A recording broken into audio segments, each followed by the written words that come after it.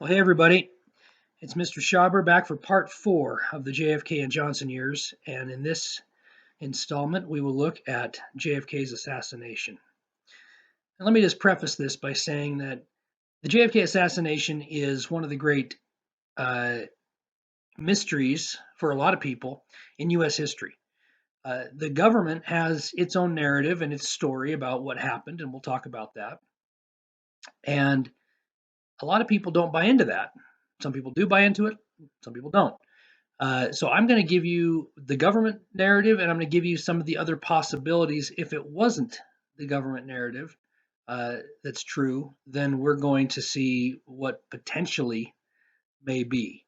Uh, we may never know exactly what happened in the JFK assassination, but it definitely is interesting to a lot of people because there are so many anomalies and so many things that these people seem to not be able to answer. Now, if you want more information on this, obviously you can study it. There's been countless books written. Uh, you can watch all kinds of YouTube videos of people with their own theories and own things. But just as we talk about this, let's just look at the different possibilities.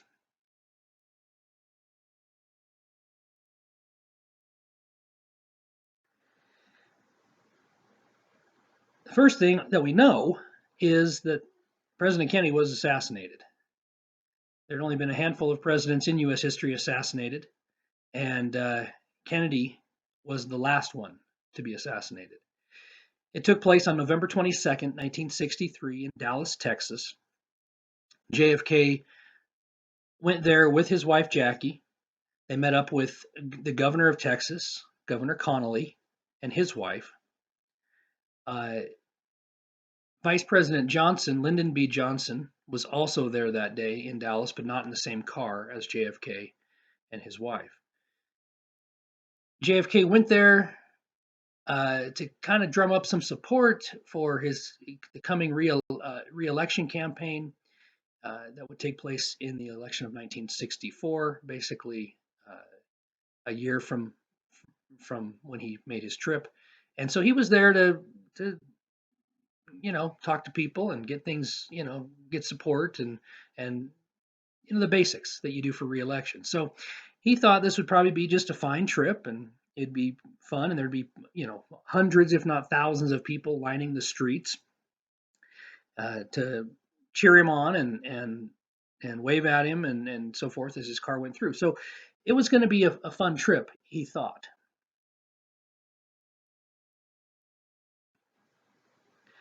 Here's a general outline of what they call Daily Plaza, and this is where the car, as you can see, the limousine that he was in, the open-aired convertible limousine, that's where he was going. And this is just a markup of all the things in Dallas there, downtown Dallas, that you can see the different buildings and what they'll call the grassy knoll, which is the grassy area. There's a guy you can see off to the left, about halfway down. It says Zapruder. A man by the last name of Zapruder was filming this. He with his own home video camera, so he has a home movie of it. It's probably the best home movie we have of the JFK assassination. And if you go on YouTube and type in Zapruder film, you can find it. It comes up. It's really about a 45-second to a 1-minute clip, but and they slow it down, of course, on YouTube, and you can see the whole thing. It's pretty gruesome, but this is a markup of the Daily Plaza, and so keep this in mind. We'll come back to this in a little bit.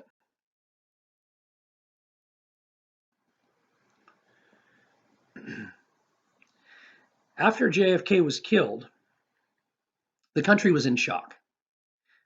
President Kennedy had been a fairly popular president, especially for a lot of people, and they loved him. And so for him to get killed was a horrible day in U.S. history and in the lives of a lot of people. Because he was assassinated, an investigation is done.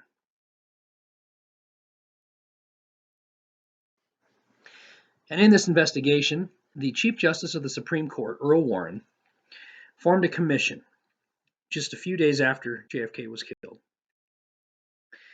to investigate what had happened.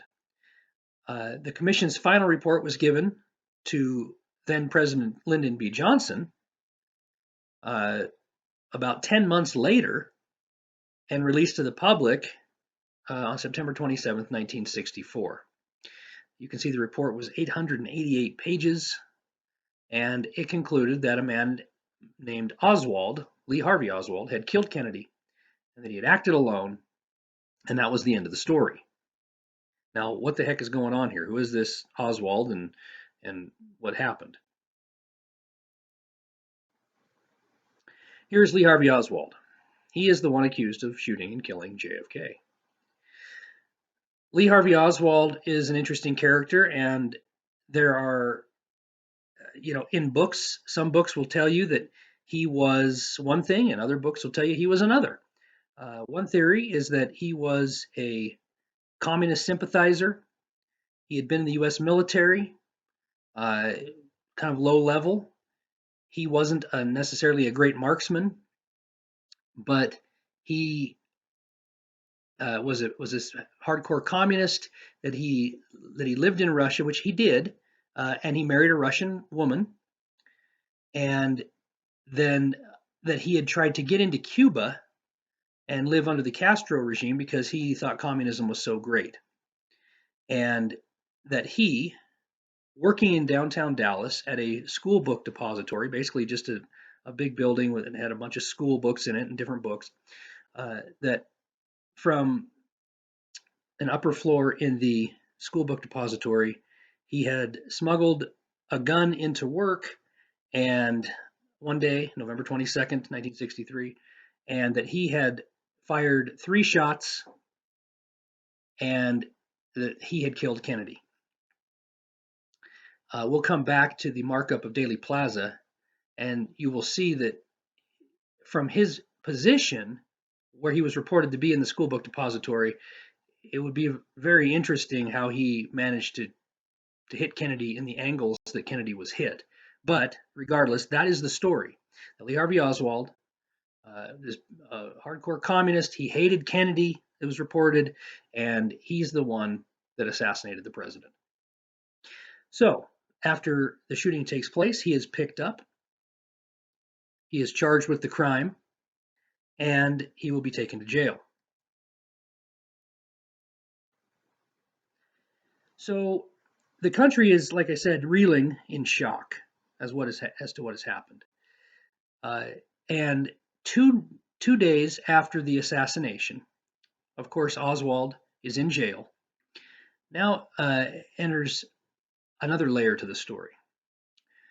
A Dallas nightclub owner by the name of Jack Ruby all of a sudden appears. And 2 days, like I said, after the assassination, on live television, and there was no tape delay back then that TV stations used, Lee Harvey Oswald is going to be transferred from one jail to another. And of course, the country wants to see who this Oswald character is, and he's, of course, the most hated man in America now because he is reported to have killed our beloved president. And on live television, while Oswald is being transferred in the basement of a one police station into the car so he can go to another police station, Jack Ruby walks right up to Lee Harvey Oswald, pulls out a gun, and shoots and kills him. Again, it's broadcast on national TV, live. And Oswald had security around him, and he had policemen all around him. And basically, nobody stops Ruby. He walks up and kills Oswald at point blank range. The country's seeing this. And now Oswald is dead. And he can't talk. And this just adds another shock layer to this bizarre story. And so now Jack Ruby is the one living, Oswald dead, and now Jack Ruby gets arrested, and now he is questioned. When he's asked, "Why'd you do it? What would make you do this?" He says, "Well, I loved President Kennedy, and I hated Oswald and for what he did, and and so I had to do what I had to do, and this is avenging the death of Kennedy." And some people bought into that, and other people thought, well, this is just weird. Like, it doesn't make much sense. So, anyway, the story just gets more complicated as time goes on. And that's what starts getting people to really question things is, wait a minute here. Who is this Jack Ruby? And and who was this Oswald guy? And, yeah, well, why would they do what they did? And so it just gets weirder and weirder as time goes on. So, like I said, immediately after the assassination and since then, people have been questioning the the details of this assassination. It was such a big deal, and it so shocked the country that people wanted to know the facts. And like I said, we may never exactly know all the facts, but the government story is uh, the same today as it was November 22nd, 1963. So let's look at some of what we do know, and we'll compare it to maybe some theories. So we're talking about the assassination of the president. We know it was Friday, November 22nd, 1963. It was on Elm Street in Daley Plaza in Dallas, Texas.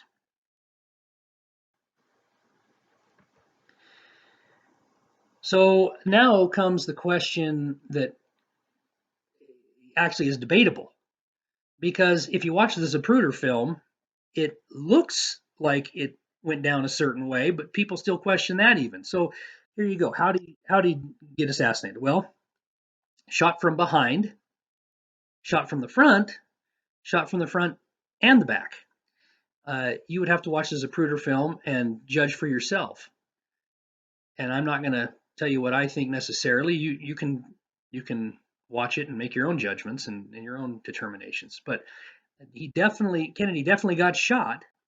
Were the shots coming from behind? Were they coming from the front, or from both directions? That's the question. Now, why? Why would someone assassinate President Kennedy? If it wasn't Lee Harvey Oswald, then one theory is that Kennedy, an enemy to the mob bosses, the mafia.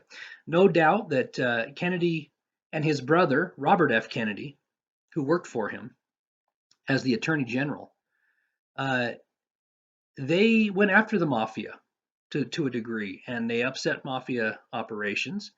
And so definitely there were some mobsters who were not happy with JFK. Also, a theory is that JFK, threatened the power of the Federal Reserve and the big banks. And when it comes right down to it, oftentimes we have to look at who's really controlling things, and money talks, and the big bankers and the Federal Reserve definitely have a lot of influence. JFK, as we will see, threatened that influence and that power that the Federal Reserve and the big banks were used to having. Now, another theory is that it was Oswald, and he simply didn't like JFK, and so he wanted him dead. Another theory is the CIA didn't like JFK and wanted him dead. The CIA, our own CIA, clashed with the Kennedy administration on numerous things, and as we will see here in the coming up, the CIA even gave the Kennedy assassination, reportedly gave the Kennedy assassination a code name. So a lot of people think, well, if they gave it a code name, they must have been in on it. And another theory is that the vice president, Lyndon B. Johnson, wanted the presidency, and so he wanted JFK dead. We do know, and it was no secret then, and it's not a secret today, that Lyndon B. Johnson, LBJ, did not like JFK. He did not like Robert F. Kennedy, RFK, JFK's brother. President Kennedy chose Johnson to be his vice president in the election of 1960 because Kennedy, being from the Northeast, thought he would win the Northeast votes, but he was going up against a Westerner from California, Richard Nixon, who had been vice president under Eisenhower, and Nixon was very popular still overall. And Kennedy figured, well, Nixon will get the Western vote, and so who's going to get the Southern vote? Well, he chose LBJ, who was a prominent senator from Texas, to be his vice president, and thinking that JFK would get the Southern vote that way, and it worked, and it launched him into the White House. So once he got in, though, he never cared much for LBJ. LBJ was a bully, honestly. Just in the Senate, he was known for bullying tactics. He'd get right up into people's faces and do weird things, like just breathe on them really hard, with a bad breath, to get him. It's just weird stuff he would do. But he was known as an intimidator, and he was he really liked his position as a powerful senator in the U.S. Senate. But he took the vice presidential nomination, and he thought, well, this will be a step up. This will be a promotion. Well, once Kennedy got into office, Kennedy would have these important meetings, and he'd have his staff there, and of course, always included his brother. And he would never invite LBJ to any of the meetings. He left LBJ out of everything. And so Johnson, as vice president, really was doing virtually nothing. And he was used to having a lot of power in politics. And now as vice president, he didn't. So there was no love lost between LBJ and JFK, and the world knew it. But so some people think that LBJ was somehow behind it and wanted Kennedy dead. So who did it? The question is unanswered to this day for a lot of people. The government says that Oswald did it. There you go. There's the theories. Oswald did it. B, the CIA, the mafia, Jack Ruby. Some people think Jack Ruby could have done it. Why would he go up and kill Oswald? And Jack Ruby was kind of a shady character himself, being a nightclub owner. He knew a lot of the police officers. He knew he ran a kind of a shady business though, and he knew a lot of people. But who knows? Who knows? Some people think Ruby was in on it. Other people think Vice President Johnson wanted power so bad that he did it. Another theory is there was a guy named Joseph Miltier who was on the FBI's radar already. Very violent man. Very he made no secret about he didn't like JFK. In fact, there's a phone call. You can find it on YouTube. There's a phone call that was recorded that he was talking to another man, and they were talking about what appears to be killing the president, and when they were going to do it, and who was going to be involved, but how they had to keep it secret, and really interesting. Another theory is that the Rockefeller Empire might have been in on this, and you'll see why. And others that the Federal Reserve and the big banks could have been behind it. And another theory is that it was a combination of any or all of the above. Could have been multiple people, multiple entities, who knows? And another theory is that someone else not listed here could have been behind it. That's what I'm telling you. It is one of the most bizarre things that this country has ever seen.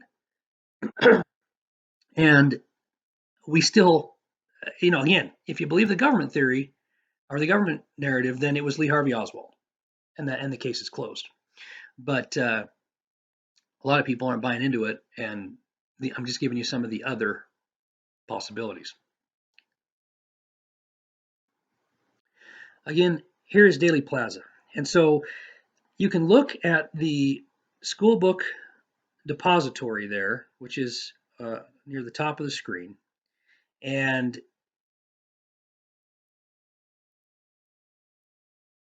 up on, I believe it was the 5th or 6th floor, I should know that off the top of my head, but I'm trying to remember.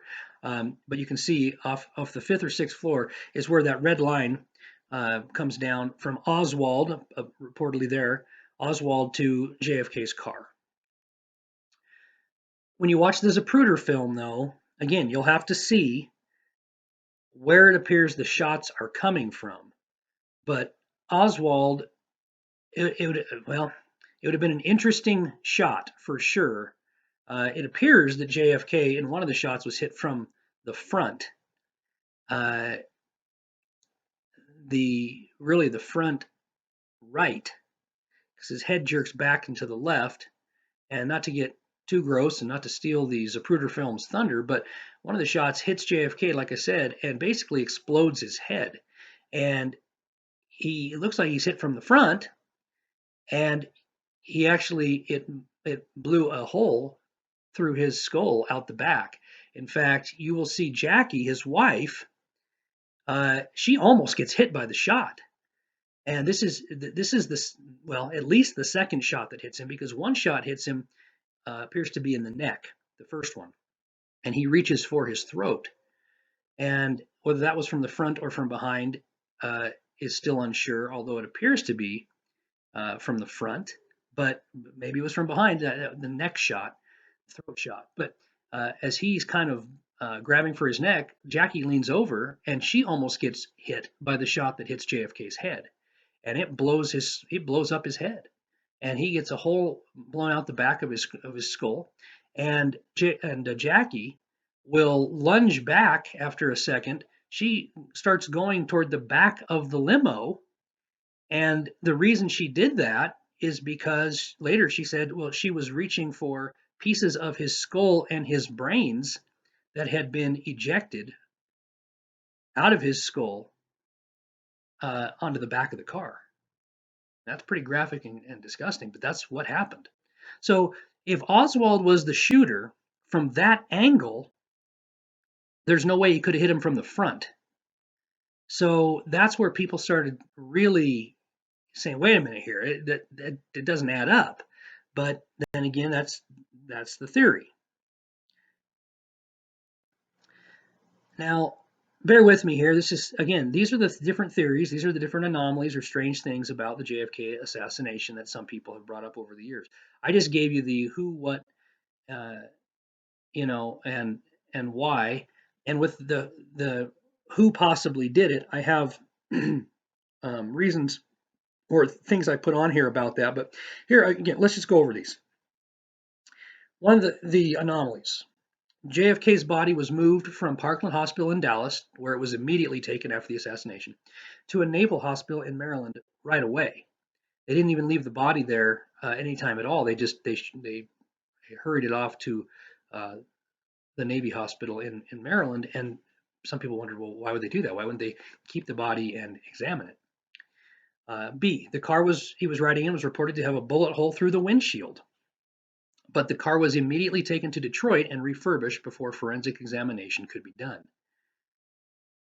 If that was the case, the car did have a hole in it, then it's a crime scene.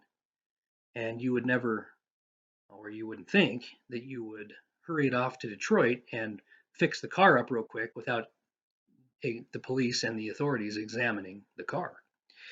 C, the Lee Harvey Oswald stolen identity theory. Now this, some people think this is far-fetched, other people believe in this. I'm just giving you the theory. Was there an imposter? Did police arrest an innocent man?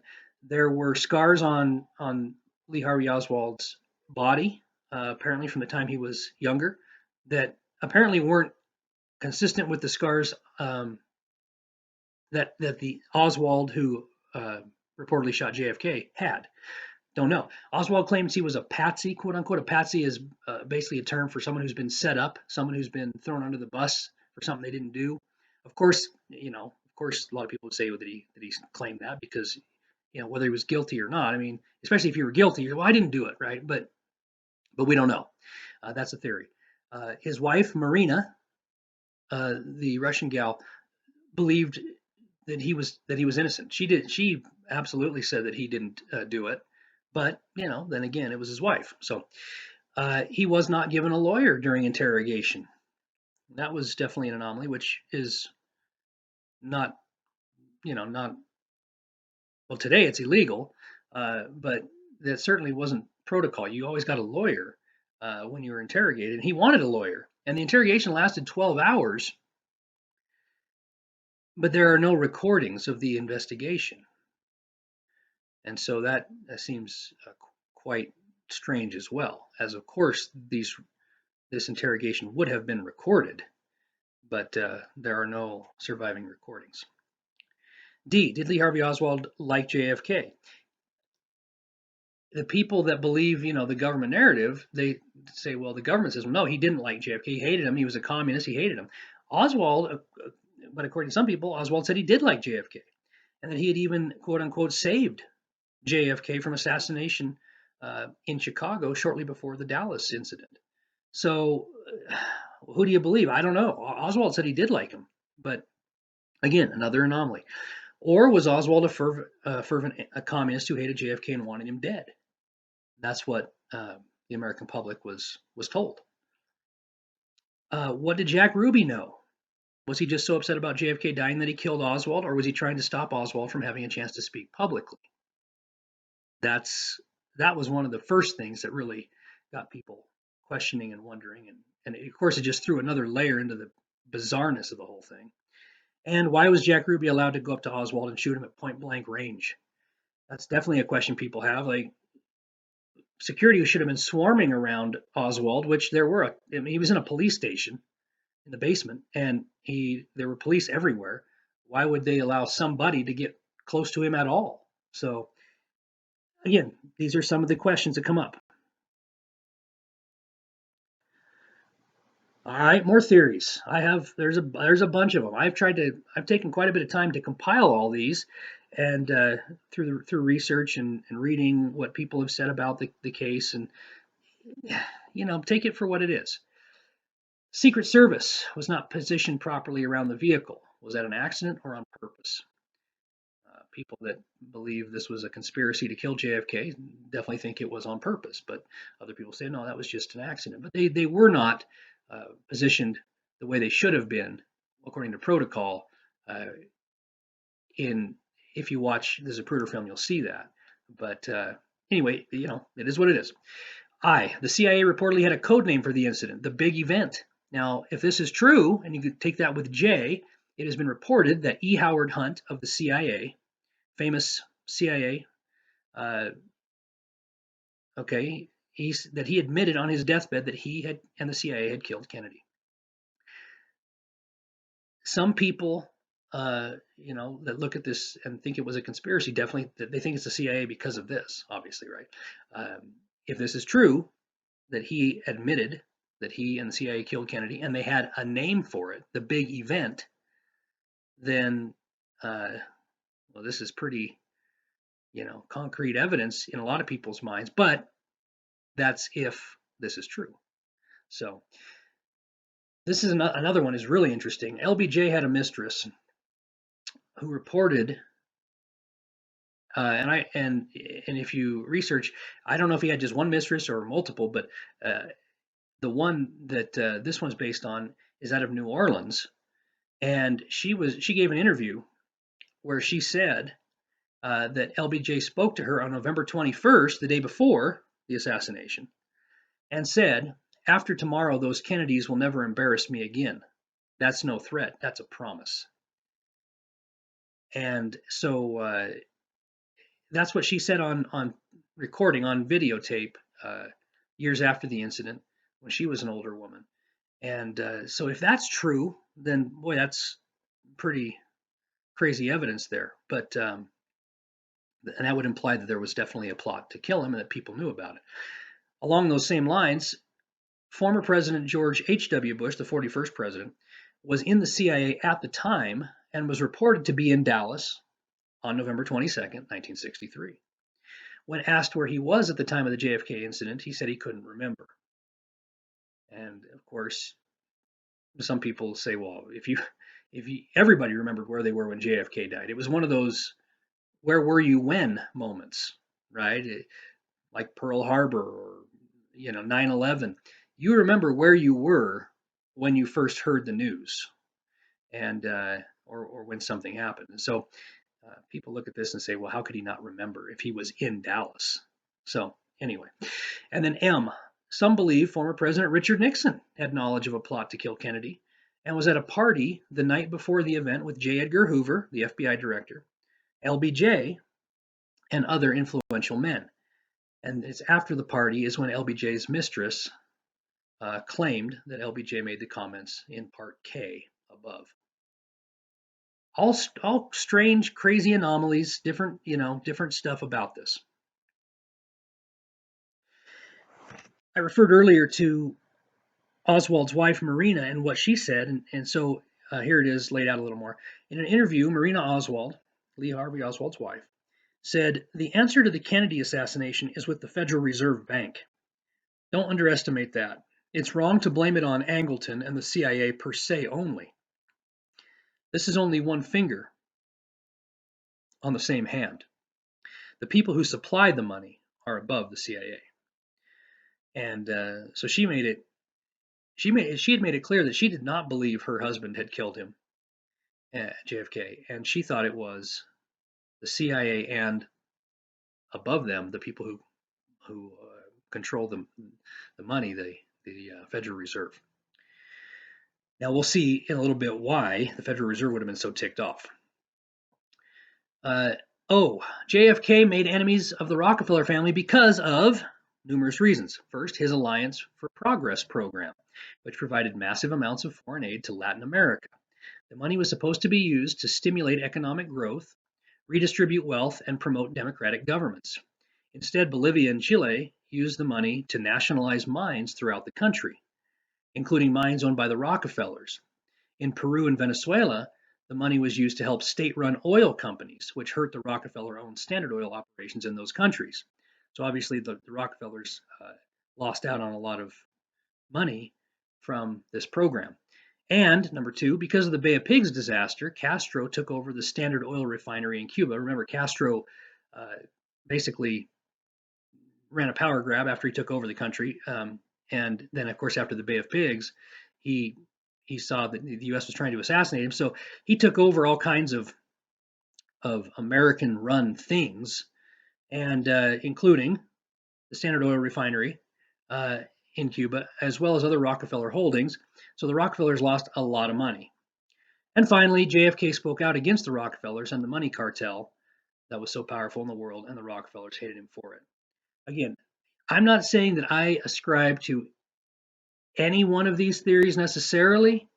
I'm just giving you all the different theories that people have thrown out there over the years. When people research and they find things, so many people that research this just say, well, it just couldn't have been like the government said, because there's just too many anomalies, too much comes up when you research. And so you can decide what you want. I'm giving you all these things so that if you're interested in this kind of stuff, you can do your own research. Find out for yourself what you think and develop your own theory, or maybe you align yourself with one of the theories we're going over. Let's continue. Here is the theory about the Federal Reserve. Now, the Federal Reserve, if you've never studied that, they're basically the ones that, by and large, have a big say in what happens in our economy in the United States. They control a lot of the purse strings that and the direction that the economy will go. So JFK issued Executive Order 11110, which allowed the Treasury Department, instead of the Federal Reserve, to issue new money based on the U.S. silver supply. Over $4 billion new dollars were put into circulation as a result. JFK was now threatening to put the Federal Reserve out of business. Colonel James Gritz said that when Kennedy, quote, actually minted non-debt money that does not bear the mark of the Federal Reserve, when he dared to actually exercise the leadership authority granted to him by the U.S. Constitution, he prepared his own death warrant. It was time for him to go, unquote. No president since JFK has dared to defy the Federal Reserve and its wealthy secret shareholders. So that, for some people, is pretty alarming, that not only would JFK do that and threaten the Federal Reserve and put the power or put the money supply through the Treasury, which a lot of people think it should be anyway. But that this colonel would come out and say uh, that was interesting. And then, of course, one of the main things that comes up with the JFK assassination is how many shots. As soon as the assassination occurred, accounts differed as to how many shots came toward JFK. The official number is 3 from the government, but Governor Connolly, who was in JFK's limo, and others have claimed 4 or more. A breakdown of the shots goes as follows. One shot missed and hit the pavement, it is reported, and is believed to be the projectile that hit a bystander, because it was reported that something hit a person in the crowd. One bullet hit JFK in his back, 4 inches below his neck and to the right of his spine. A hole in the back of JFK's clothes proved the shot came from the rear. On the Zapruder film, I don't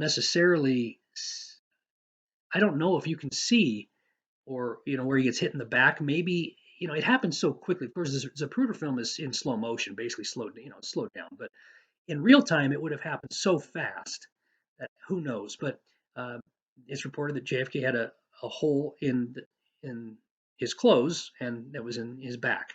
Okay, another shot hit JFK in the throat. Now that's clearly visible on the Zapruder film. Governor Connolly was sure the bullet that hit him wasn't the same one that came through the president, as the magic bullet theory states.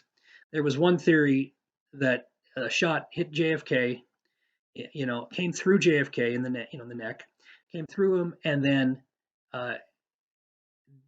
hit Governor Connolly in multiple places as well, and so people started calling that the magic bullet theory. Connolly's bullet pierced him, broke his ribs, came out his chest, went through his wrist, and ended up in his thigh. The bizarre trajectory makes many feel at least 2 bullets had to have struck him, not to mention the amount of shrapnel that was found in his body certainly hinted at more than 1 bullet. Then JFK endured the headshot that blew his skull apart. Now, if all that is accurate, that would make for a final count of at least 5 bullets, not 3 as the official account goes. Some researchers have claimed as many as 9 bullets were fired. A police motorcycle had a sound recording device on during the shooting, and it picked up shots coming from 2 different locations and more than 3 shots fired. And many eyewitnesses, including Lady Bird Johnson, which was LBJ's wife, and members of the Secret Service, heard 2 different sounding guns go off during the assassination. And that's why some people believe it was not Oswald, that it was a coordinated effort by someone else, or other groups to assassinate JFK, and they would have had this all coordinated and synchronized and everything. So these are the theories. And then, of course, the grassy knoll. The grassy knoll is a popular theory as to where the second shots came from, and a horde of people did make their way towards it in the aftermath of the assassination. Once they made it behind the fence there, they were ordered away by someone who flashed Secret Service credentials. This would be rational, except no Secret Service men were stationed there at the time. So some people think that this is just a made-up theory. Other people think, well, then somebody there was in on it and showed Secret Service credentials when they weren't in the Secret Service to, get people away from the scene. Investigators ended up officially talking to roughly 200 people who were in Dealey Plaza, leaving about 400 eyewitnesses without a documented record of what they had seen. Of the 200 who went on record, 40 would state they heard gunshots, saw smoke, or smelled gunfire coming from the grassy knoll area. This included Abraham Zapruder, whose film caught the assassination in living color. The eyewitnesses in the plaza gave conflicting information about the location of the shots. Emmett Hudson, who was standing on the steps by the grassy knoll, said the shots all came from the direction of the book depository. Buell Frazier, Otis Williams, and Bill Lovelady were all at the steps of the book depository right below the sniper's nest, quote unquote, and they all felt the shots came from the knoll.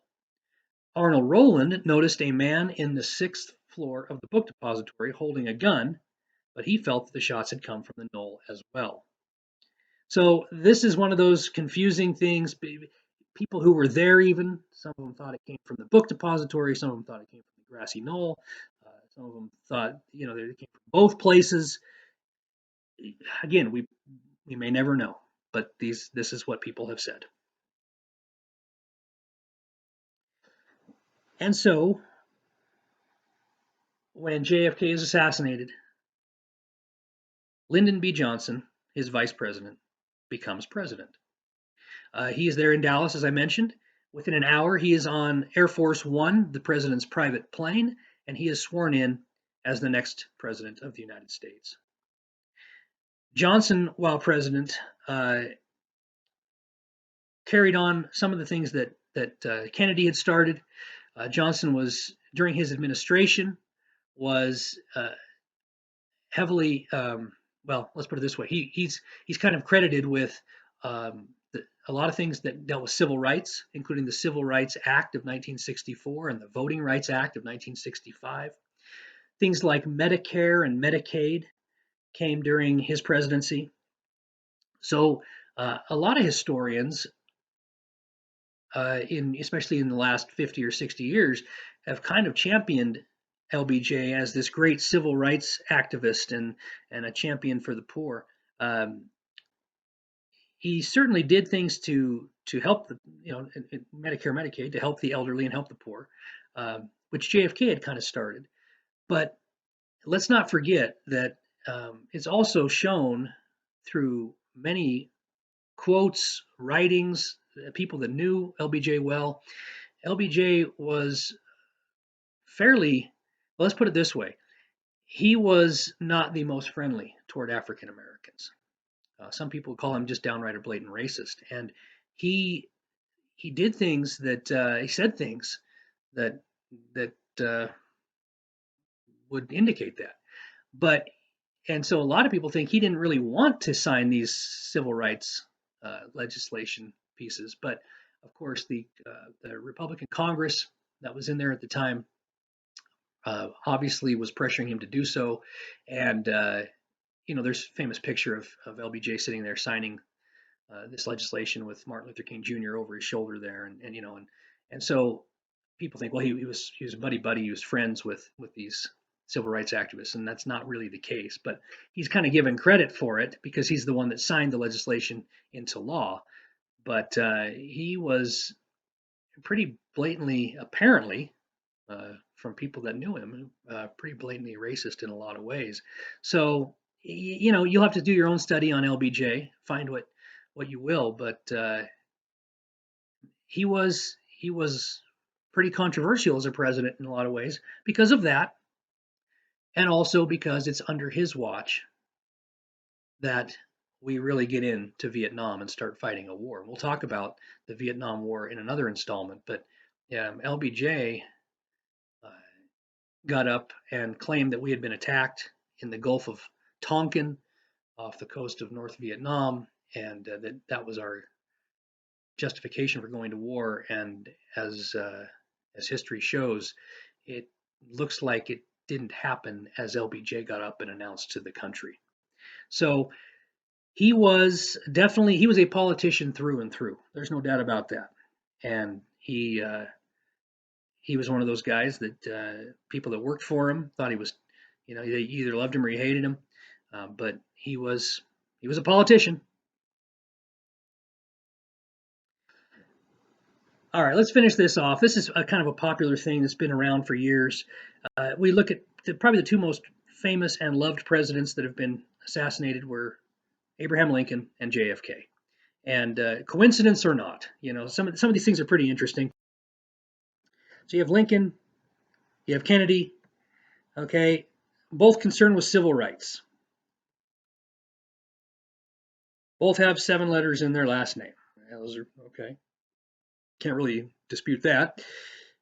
Married in his 30s, a woman in her 20s. Both did that. Lincoln with Mary Todd and JFK with Jacqueline Onassis. Well, I should say, excuse me, Jackie Bouvier, who let's go back for a second. Jacqueline Bouvier was her maiden name. When she married JFK, became Jackie Kennedy, and then after JFK died, Jackie ended up marrying a man by the last name of Onassis. So Jackie Bouvier Kennedy Onassis. Okay. Both suffered the death of a child while in the White House, and this was extremely hard, obviously on both of the families, the Lincoln and Kennedy families. Elected to the House of Representatives 100 years apart. They both failed to win the vice presidential nomination 100 years apart. Both had vice presidents named Johnson, Andrew Johnson in Lincoln's case and Lyndon Johnson in Kennedy's case. Was shot from behind. Okay. Was killed on a Friday in the presence of his wife. Both of them had that. Okay. Was killed by a Southerner who favored unpopular ideas. Lincoln by John Wilkes Booth. And if you believe that Oswald killed Kennedy, then that's why I put allegedly, because some people believe it, some people don't. But killed by a Southerner. Lee Harvey Oswald was a Southerner who was reported to favor communist ideas. Okay. And Lincoln was killed in Ford's Theater in Washington, D.C. And Kennedy was killed in a Ford car, a Lincoln. So these are some of the craziest, and people have put these together over the years and all kinds of, connections between the two. But some people think it's kind of crazy and weird and eerie, and other people just think it's really cool. But anyway, it is what it is. And so, guys, that is the information surrounding JFK's assassination. Again, there are a million resources you can go to study it for yourself. Research it for yourself. Come up with your own idea, your own theory, or maybe your idea is going to match one of the things that I presented today. So, but I always encourage you, do your own research and find out for yourself. Yeah, it takes a little more time and effort to do that, but it's worth it. And so this is the JFK assassination presentation.